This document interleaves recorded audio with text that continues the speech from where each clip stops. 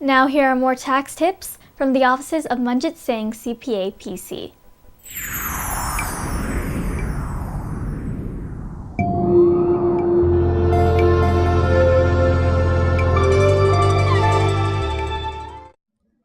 Good morning, ladies and gentlemen. I'm Kusum Ramachandran, enrolled agent at Manjit Singh CPA PC in Falls Church.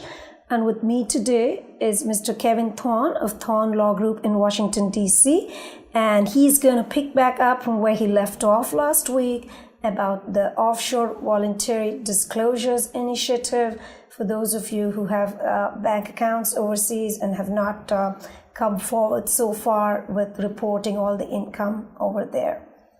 Mr. Thorne. Hey, how are you? I'm good. How about yourself? Okay. All right. I think we covered matters that pertain to penalties and so on last week. So let's talk a little bit about a person's options with opting out of the program at the penalty phase. Okay, I'll be happy to do that.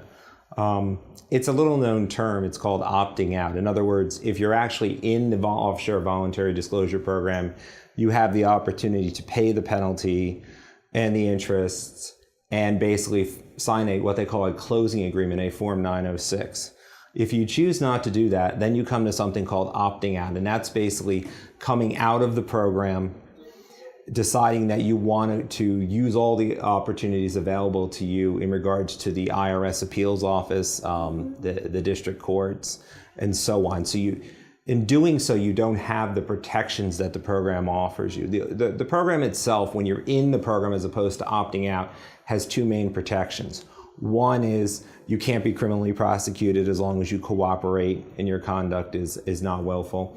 And two is you have a set penalty, or with the new program, a 27.5% FBAR penalty, as opposed to a penalty where they can assess an FBAR penalty every year during the 6-year period. So in other words, you could get $100,000 per year or 50% of the account value.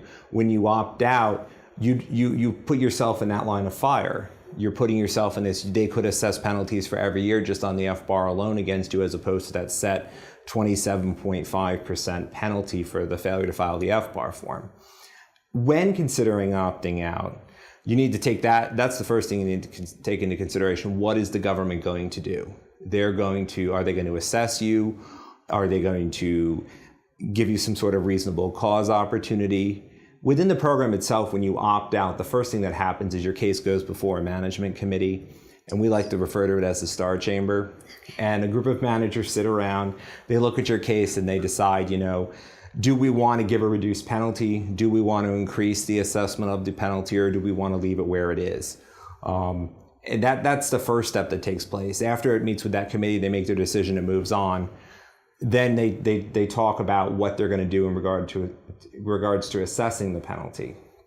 At that point, they'll probably audit you, they being the IRS, for the years that are now open. So if you're covering a 6-year period or a 7-year period, the odds are that the IRS is going to audit you. Now, that being said, if you have nothing to hide and you have clean returns, that doesn't really hurt you. It's just a huge inconvenience where you need professionals to help you.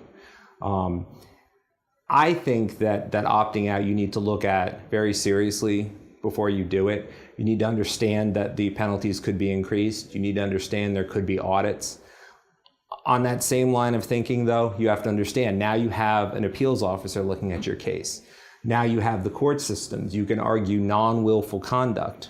So there's a balancing act in here, and the decision whether to stay in or opt out should be done with your professional, whether it's your CPA, like with your firm, or an attorney.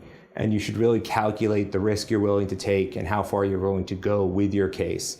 It could be you go all the way up to district court, and at the end of the day you win and you pay non-willful penalties, which are $10,000 a year or less for the FBAR filing or failure to file the FBAR. It just depends, really. Okay, and I guess we get asked this a lot by those of our clients who are older, and they feel like they don't have that much time, and by the time, and would the IRS really like to take someone like that through the court system?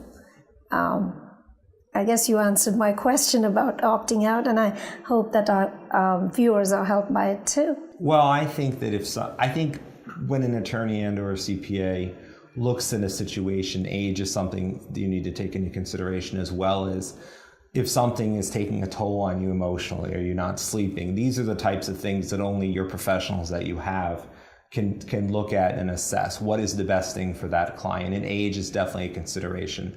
I think the government would be less inclined to put someone that's elderly into some sort of probation or criminal type situation. And remember, the criminal type situations are only for fictitious entities that were created in extreme situations, large dollar amounts, large amounts of interest that have been earned. That's not your everyday case that you see from someone that was from India that had money over there for a family to help with medical expenses and things like that. That's not what the government's looking for. They're looking for people, that have done extreme things to evade taxes. Right. So that being said, when opting out, you need to consider the age and the effect it's having on you. And if you feel that you've been wronged, then the government's taking money that you worked very hard for your whole life. Sure. Do you have any final words of wisdom for our viewers? Well, I think to follow up on what I said earlier, I think that if you have an undisclosed offshore account in India or any other country in the world, I think you need to hire a professional. An attorney and a CPA is usually the best resource, is someone that has attorney-client privilege to evaluate your returns, your bank statements, the facts of your situation, and to do a good overall analysis to give you an idea what are your best options going forward, whether that's to stay in the program and pay the penalty, whether that's to opt out and to fight it within the court systems. You can only get to those parts of the situation and do a good consideration of how you want to proceed by doing a good analysis of everything. I think that undisclosed foreign bank accounts and the government's interest in them is here to stay. And I think given the fact that this country has a large immigrant population, it's something they're going to be looking at going forward. So I would suggest that, that they contact someone like you, or to get a good analysis of their situation going forward. And then only at that point can they make a logical decision on how to proceed. And not disclosing should never be the option. Well, as a former IRS attorney and as someone that represents a lot of clients, I like to think that it's better to get back into compliance so you can sleep at night and move forward with your life and pay attention to your family, and not have to worry about the government contacting you someday. Because if they do, then you can't go into the program and you don't have the protection. So that's something to understand and be aware of before you do or don't do anything. Surely. Thank you very much for all those words, and I hope that all our viewers have benefited.